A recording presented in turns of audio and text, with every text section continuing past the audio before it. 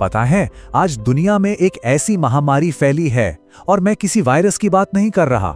मैं बात कर रहा हूं एक दिमागी बीमारी की जिसका नाम है मीडियोक्रिटी, यानी औसत बने रहने की बीमारी। आज के इस विश्लेषण में हम इसी अदृश्य महामारी से बाहर निकलने का रास्ता खोजेंगे, एक ऐसे गहरे पहचान के बदलाव के जरिए जो किसी को भी हमेशा के लिए बदल सकता है। चलिए इसकी शुरुआत करते हैं महान दार्शनिक सुकरात के इस शक्तिशाली विचार से। जरा सोचिए इस बारे में। ये एक ऐसी बात है जो हमें रुककर सोचने पर मजबूर कर देती है। क्या हम अपनी उस असली ताकत को कभी देख पाएंगे जिसके लिए हमारा शरीर और हमारा दिमाग बना है, या हम बस यूं ही बूढ़े हो जाएंगे? ये एक बहुत ही सीधा सवाल है जो हम सबको अपने आप से पूछना चाहिए। क्या हम बस दिन काट रहे हैं एक आरामदायक सेफ रास्ते पर चलते हुए, या हम वाकई उस क्षमता को जी रहे हैं जिसे सुकरात ने सदियों पहले पहचाना था? आज हम इसी सवाल की गहराई में उतरेंगे।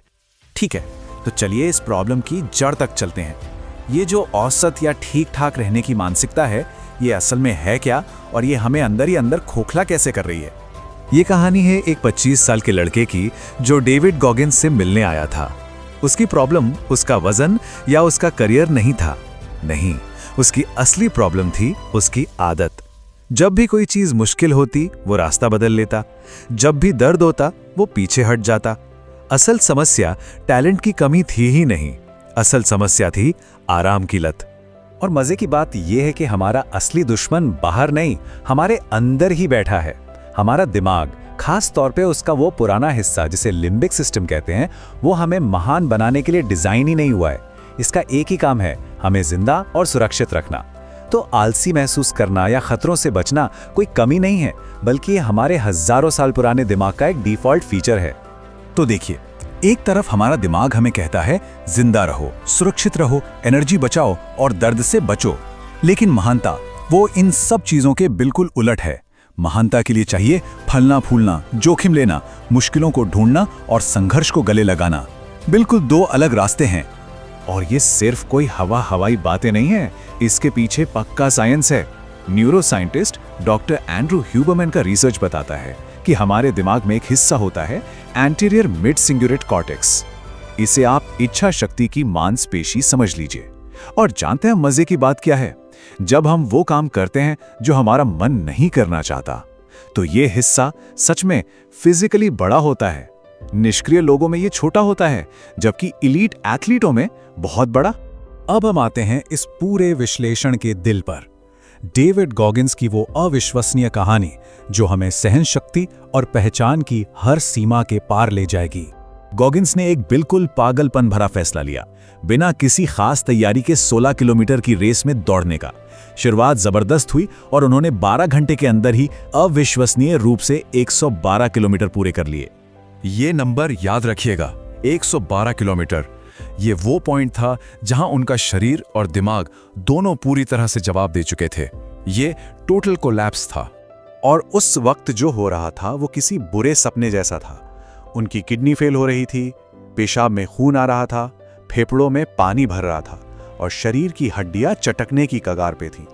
पैरों से इतना खून बह रहा था कि उनके मोजे लाल हो चुके थे। उनका शरीर बंद हो रहा था। और जिस्मानी दर्द से भी कहीं ज्यादा भयानक था वो शोर जो उनके दिमाग के अंदर चल रहा था।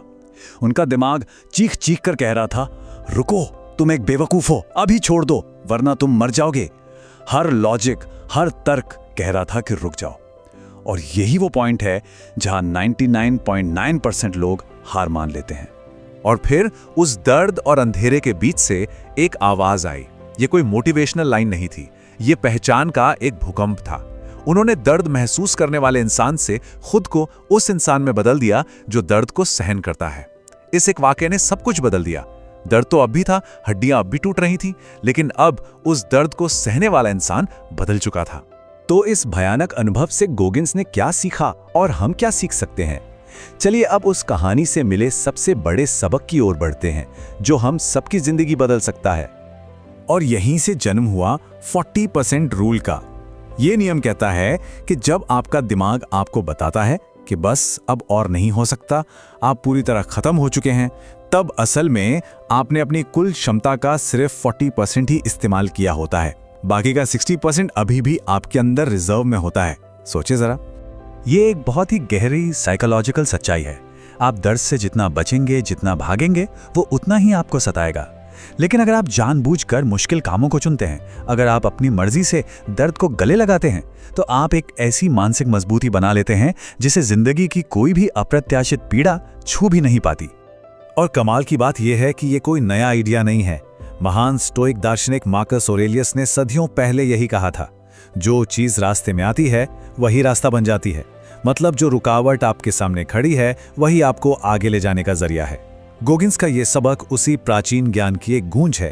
तो सवाल ये उठता है कि हम इस सारी नॉलेज को अपनी जिंदगी में कैसे उतारें। चलिए अब कुछ ऐसे प्रैक्टिकल कदमों पर बात करते हैं जो हमारी पहचान को बदलने में हमारी मदद करेंगे। गॉगिन्स का फलसफा बिल्कुल साफ है। मोटिवेशन कचरा है। ये पेट्रोल की तरह है जो थोड़ी देर जलता है और फिर खत्म हो जाता है। आपको थोड़े समय के लिए ईंधन नहीं चाहिए, आपको एक स्थायी बदलाव के लिए एक नया शक्तिशाली इंजन चाहिए, और वो इंजन है आपकी नई पहचान। तो ये हैं वो 3 नियम जिन्हें आज अभी से लागू किया जा सकता है। पहला, ऐसे लक्ष्य चुनो जो आपको डराते हों। सेफ खेलना बंद करना होगा। दूसरा, जब भी मन हार मानने को कहे तो याद रखो कि ये सिर्फ 40% है और बस 5 मिनट और आगे बढ़ो। और तीसरा, खुद को बेचारा समझना बंद करो। हमारी समस्याएं हमारी है और उनका समाधान भी हमारे ही पास है। ये गॉगिन्स का शायद सबसे पावरफुल टूल है, अकाउंटेबिलिटी मिरर, यानी जवाबदेही वाला आईना। रोज शीशे के सामने खड़े होकर खुद को झूठी तसल्ली नहीं देनी है। इसके बजाय क्रूर ईमानदारी से अपनी कमियों का सामना करना है। ये मानना है कि हाँ, कोई आलसी है, मोटा है या अपनी जिंदगी बर्बाद कर रहा है। सच्चा आत्मप्रेम खुद को धोखा देना नहीं है, बल्कि खुद से इतनी मोहब्बत करना है कि कोई खुद को औसत बनकर सड़ने ना दे। चलिए अब इस विश्लेषण के आखिर में आते हैं, और यहाँ एक ऐसे वैज्ञानिक प्रयोग की बात करना बहुत जरूरी है जो हम सब के लिए एक चेतावनी की तरह है। 1960 के दशक में एक साइंटिस्ट थे, जॉन कैल्हून। उन्होंने चूहों के लिए एक स्वर्ग बनाया जिसे यूनिवर्स 25 कहा गया। असीमित खाना पानी, कोई खतरा नहीं, सब कुछ परफेक्ट। लेकिन बिना किसी संघर्ष, बिना किसी चुनौती के वो चूहे आलसी और आक्रामक हो गए। उनका सामाजिक ढांचा टूट गया और आखिर में पूरी आबादी ने खुद को ही खत्म कर लिया। आराम ने उन्हें मार डाला। विज्ञान ने यह साबित कर दिया कि बिना संघर्ष के एक समाज अंदर से सड़ जाता है।